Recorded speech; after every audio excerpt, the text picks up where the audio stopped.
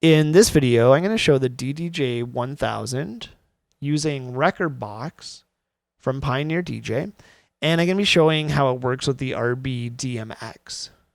This box here, it takes a USB from my computer, and it takes the DMX code that Rekordbox generates, and it feeds it into my lighting rig. So I have an American DJ lighting rig set up for this video today.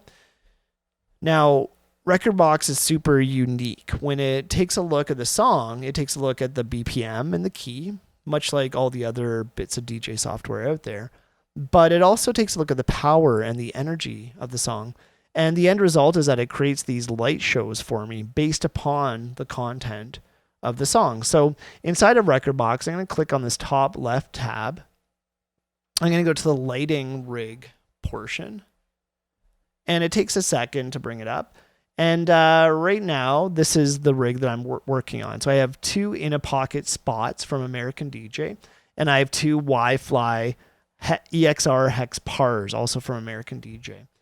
And what I've done is I've gone into my listing here, and I've grabbed the appropriate light just by left-clicking and dragging and dropping, and I drop it onto the grid. So now I can move this around and I can reassign the DMX lights, or at least the DMX lighting code.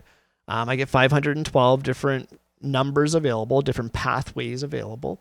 And what I do is I go on to the light and I tell it to look for the information that's coming from that number. So I'd say, hey, in a pocket spot, par, what have you, in a pocket spot, you're looking for everything from 1 to 11.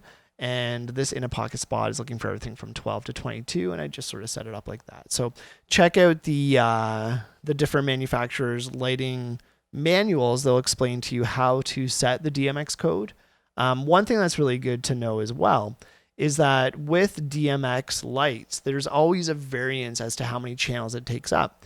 And you can see inside of Rekordbox lighting tab here, you can see if I highlight the different lights over here, it changes and tells me what different parameters I'll be able to control. So there's the 6 here, here's an 11 channel, right? So it just tells me all the different stuff inside that I now have control over. So I've already set up this grid.